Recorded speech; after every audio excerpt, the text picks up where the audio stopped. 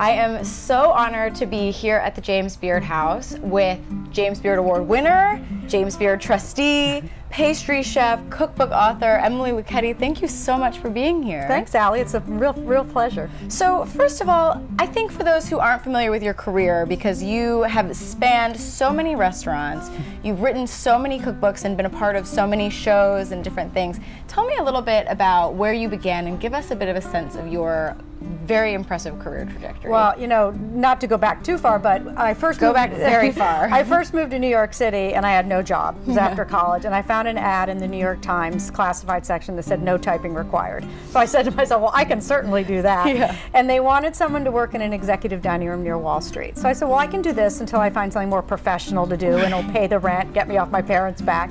And I did it, and I just fell in love with it. And my parents had liked to cook. They owned a cookware shop in Sanibel Island, Florida. So I worked for them in the summer. So I always liked food and being around food. And so I just said, well, I should do it all the time and I should get paid for it. So I went to cooking school in New York City at the New York Restaurant School, worked in a couple restaurants, and then I moved to France for a year and cooked there. Moved back to New York, and all this time I was doing savory food. Right. And then headed out to San Francisco. And this was when Star's Restaurant in San Francisco was just opening.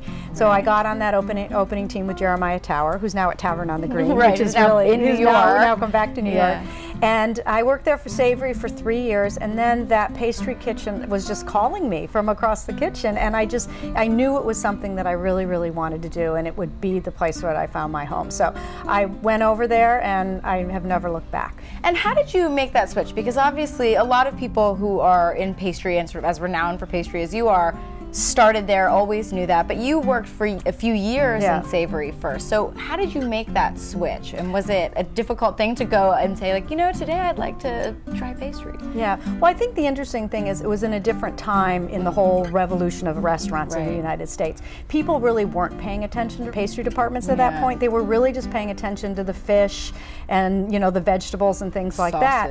And then all of a sudden they started paying attention to desserts, but it was after I was in there. So today you couldn't be working in a big restaurant necessarily and say to the chef, hey, I'm a sous chef on the at lunch and savory, I want to be the pastry chef. They'd look at you and say, you have no experience. But back then I just learned it as I worked and as I went, and so it was just I got up really early in the morning, and people would say, well, everything you put on the menu is so good. It's like, well, I at least know when something doesn't taste good because I'll throw it out and start over, you know, and you just get there early enough in the morning, and you do. And you eventually wrote the Star's cookbook on that topic as well. You know, for you, was that where your complete evolution into pastry took place, or do you feel like it took you longer to learn because you didn't have that background, you didn't have the kind of mentor that some people might have early on? You know, I didn't really learn the fundamentals of a lot of the science of baking in the very beginning, but also I approach baking kind of with a savory experience and a savory, because if you saute an apple for dessert or you saute a chicken breast, it's the same thing.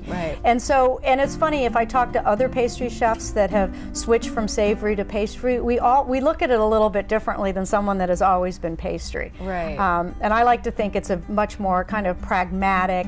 It's about how flavors go together. It's about not just how something looks. I don't want to say other pastry chefs are focused on that, but I'm much more into and really dive into the integral flavors behind flavors. And I think that that's much more of a savory thing than it is a pastry thing. Yeah, and tell me a little bit about where you went after Star's. Well, after Star's, I took a year and a half off, and I wrote my second cookbook, and I was just kind of burnt out in the whole restaurant thing. And then Mark Franz, who was the executive chef at Star's, opened Farallon, and then about 5 years later, Water Bar. So I was the executive pastry chef at both of those. And tell us where you are now. And then about a year ago, I went over and I joined Anna Weinberg and Jennifer Puccino at Barlow, Park Tavern, and Cavalier. And they're just small neighborhood restaurants all in San Francisco. Marlowe's an American bistro. Park Tavern's like an American upscale brasserie or a tavern. And then Cavalier's a London-inspired brasserie. So it's really fun. I'm in charge of designing the dessert menus and working with the staff and implementing them. You've had to balance not only your restaurant life, but also your cookbook writing. I mean, you've written a lot of cookbooks. What is the difference for you in sort of being a cookbook author and being a pastry chef, and also being a journalist, because you write for San Francisco Chronicle as well? I mean, tell me a little bit about sort of how you balance the writing side with the pastry side. Well, halfway through my first book, when I was writing it, I was like, oh my gosh, I get to sit down and work. I get paid to sit down. So, you know, the reason that I really started writing books is so many people would come into the restaurant and have my desserts.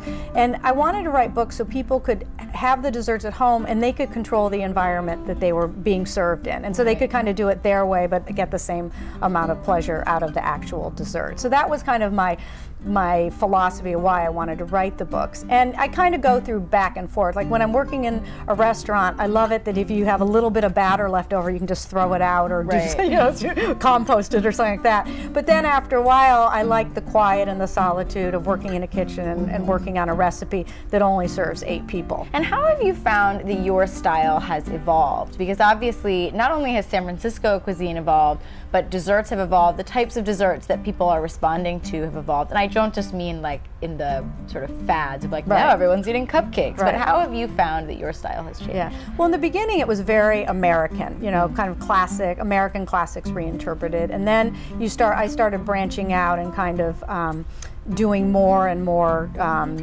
you know, different cuisines and adapting their desserts. But I would say my style is kind of always run consistently through the years, where it's just simple and elegant, and it tastes much. It's not all about the razzle dazzle, but it's about the flavor that's behind it. Well, thank you so much, Emily, for taking the time here at the James Beard House to chat with us. Really appreciate it. My pleasure. Thank you.